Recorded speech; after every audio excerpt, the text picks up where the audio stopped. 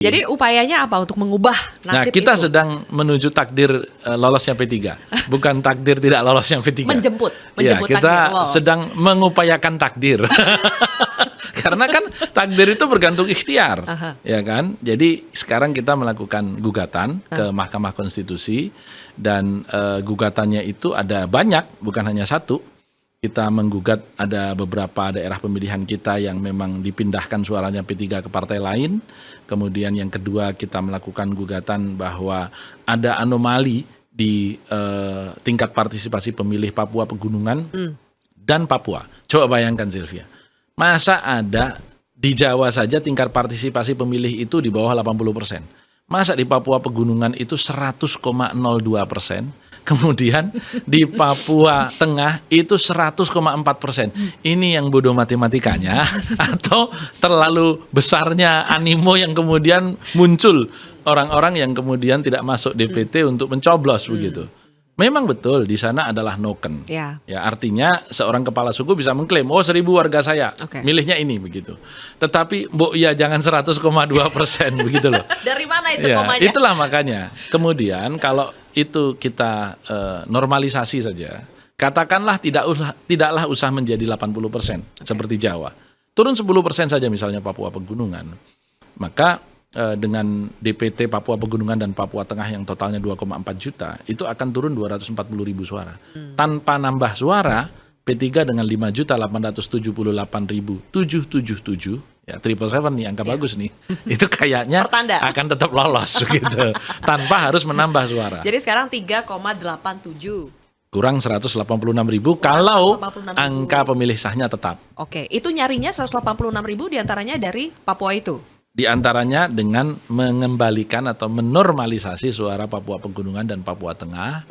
Kemudian juga ada beberapa daerah pemilihan yang kita hari ini masih gugat di Mahkamah Konstitusi, yang kita harapkan juga suara kita yang hilang kemarin kembali. Oke. Satu dengan cara menggugat ke MK. Ya. Ada cara lain nggak Gus untuk menjemput, Bawaslu, tetapi kan takdir sudah itu kita lakukan sebelum pemilu. tidak dengan cara mendekatkan diri kepada kekuasaan yang lama maupun kekuasaan yang akan datang? Tidak serta-merta ya.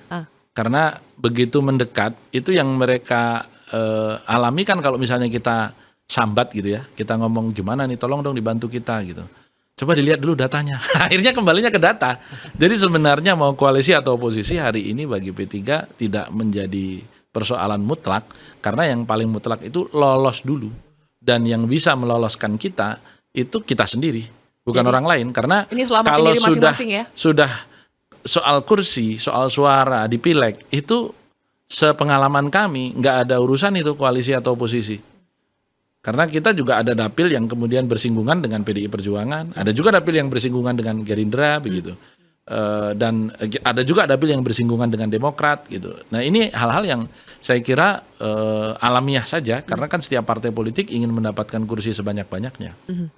Dan kalaupun hari ini ada juga partai-partai politik yang mendoakan P3 tidak lolos, itu juga kita pahami, karena kalau 12 kursi itu tidak duduk di Senayan, itu pergi ke 6 partai politik. Menyebar. Ya, menyebar ke 6 partai politik.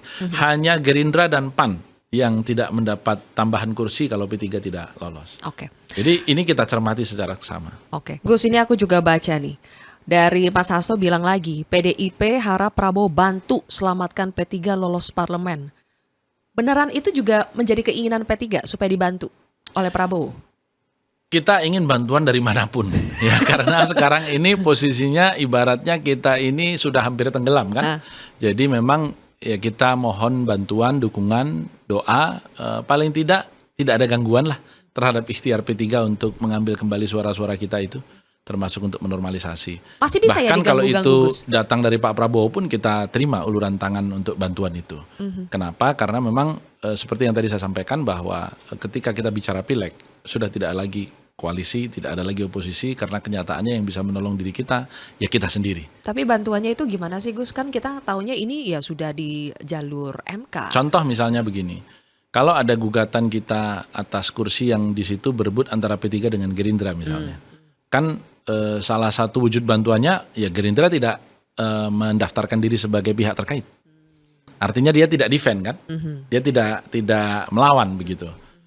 Kita juga ada yang terkait dengan PDI Perjuangan misalnya. Itu bantuannya juga wujudnya begitu. Itu salah satu wujud bantuan konkret, material, dan sah secara hukum. Yang menarik yang ngomong supaya Prabowo ini membantu menyelamatkan P3 itu dari Mas Hasto. Perhatian banget nih PDIP sama P3. Ya harus dong, kita satu-satunya parlemen yang berkoalisi dengan PDI Perjuangan kok. PDI Perjuangan sendiri juga memberikan akses seluas-luasnya kepada kita untuk dokumen yang dibutuhkan terkait dengan gugatan kita.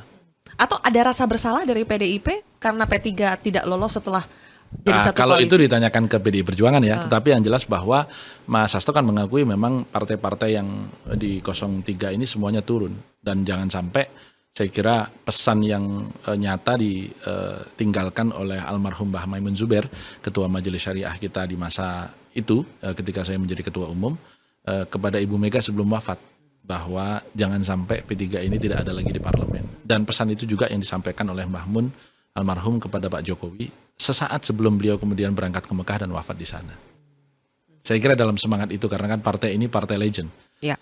Hampir semua pimpinan partai politik ada yang WA ke saya menyampaikan, Mas, ini harus lolos. Ya. Gus, ini harus lolos. Ini partai saya sebelum reformasi. Ya. Ada yang mengatakan ini partainya bapak saya. Ya. Gitu. Jadi banyak sekali yang secara emosional tuh memiliki kaitan dengan P3 dan saya terima kasih untuk itu. Oke. Kehadiran Pak Arsul Ya. yang sekarang menjadi Hakim Konstitusi itu juga banyak dibahas. Apakah ini bisa menguntungkan buat P3? Menurut Gus Romi? Saya tidak bisa menjawab atas nama Pak Arsul, tetapi bahwa Pak Arsul itu memang kader P3, sekretaris jenderal saat saya menjadi ketua umum dan wakil ketua MPR RI sampai dengan beliau berpindah sebagai hakim konstitusi. Tetapi saya kira di beberapa hari terakhir terjadi silang sengkarut misalnya tentang ada yang mengangkat mengapa Pak Arsul tidak menggunakan hak ingkar dalam Pilpres, karena kan mantan partainya Pak Arsul berada di 03 begitu. Tetapi banyak juga pengamat yang mengatakan kredibilitas Pak Arsul selama menjadi anggota DPR juga tidak ada celah, dan pembelaannya dalam konteks undang-undang selalu bold, tidak abu-abu. Jadi dari situ integritasnya Pak Arsul bisa dipertanggungjawabkan. Karenanya ketika kemarin Prof. Saldi Isra menyampaikan secara terbuka bahwa ketika nanti para penggugat ini menyatakan keberatan dengan Pak Arsul, ya Pak Arsul nggak boleh ikut. Ya. Tetapi kalau para penggugat tidak menyatakan keberatan, ya berarti Pak Arsul nggak ada masalah ikut. Kenapa? Karena di Undang-Undang MK itu ada ketentuan bahwa pengambilan putusan itu harus dilakukan oleh sidang pleno hakim yang dihadiri 7 orang. Nah sekarang sementara nonaktif ya sampai dengan seluruh gugatan pemilu ini selesai, yaitu Pak Anwar Usman, tinggal 8. Kalau kemudian Pak Arsul juga dinonaktifkan permanen selama sidang pemilu legislatif dan pilpres ini, satu saja di antara hakim itu berhalangan tetap, maka kita akan mengalami krisis konstitusional. Karena akan kesulitan mau ngambil dari mana lagi. Sementara waktu di dalam undang-undang berjalan terus 14 hari yang harus menjadikan tenggat untuk putusnya gugatan pilpres itu. Oke, sedikit kembali ya di Gus, pada saat perhitungan di proses penghitungan rekapitulasi berjenjang itu, pada saat ada kisru Sirekap misalnya. Ya. Saat itu kan temannya si Paling ya. Temannya si Paling ya, Sirekap, kita saudaraan. Gus, pada saat Sirekap itu kan deg-degan ya melihat P3 itu suaranya 3, tapi sudah sempat naik 4. Iya. Kemudian PSI antara masuk dan tidak gitu. Antara masuk dan tidak. Tiba-tiba PSI juga sudah mulai merangkak, tiba-tiba sempat 3 juga. Waktu itu sempat kisru juga P3 dengan PSI. Enggak kisru, cuman kita angkat ada keanehan begitu. Ada keanehan. Oke. Nah, pada saat itu apakah sudah mungkin menduga sudah sempat ada cadangan ya backup bahwa mungkin ya ada juga kemungkinan P3 tidak lolos. Apakah sudah bersiap Gus? Sudah. Artinya bersiap itu kan kita di hari pertama setelah quick count itu dari 6 lembaga yang bekerja sama dengan salah satu media ya. Kemudian di situ dia 5 itu menyatakan P3 tidak lolos di bawah 4%, 1 menyatakan P3 lolos. Belakangan ada satu lagi lembaga yang namanya Voxpol itu juga menyatakan P3 lolos di quick count mereka. Kita sudah langsung bersiap, amankan suara dan jangan sampai dicuri oleh partai lain dan jaga baik-baik Itu semua langsung diinstruksikan kepada caleg-caleg kita. Ketika menjelang perhitungan pleno terakhir, tinggal 8 provinsi, waktu itu kita sudah, wah nggak masuk nih. Udah begitu. Kalau angka-angka yang kemudian kita prediksikan itu tidak meleset ya.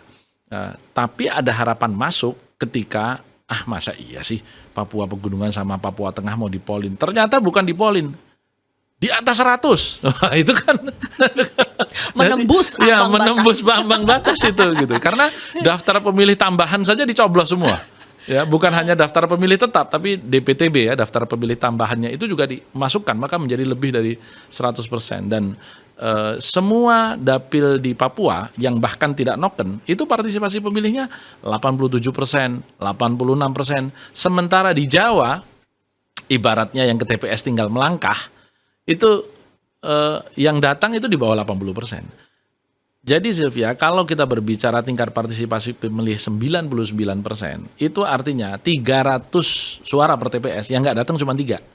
Bisa nggak sih itu? Ya. Kan nggak mungkin gitu loh, karena nggak pernah itu terjadi dalam sejarah. Dan kita juga tahu persis bahwa beredar banyak video di mana kertas suara dicoblosin sendiri, meskipun yang beredar soal pilpres ya. Tapi kan tidak tertutup kemungkinan pileg juga iya. Gitu. Sehingga memang ini yang kita kemarin dalilkan terjadinya kecurangan TSM di beberapa daerah pemilihan yang membuat suara P3 kemudian hilang atau kemudian partisipasi pemilih berlebihan. Oke.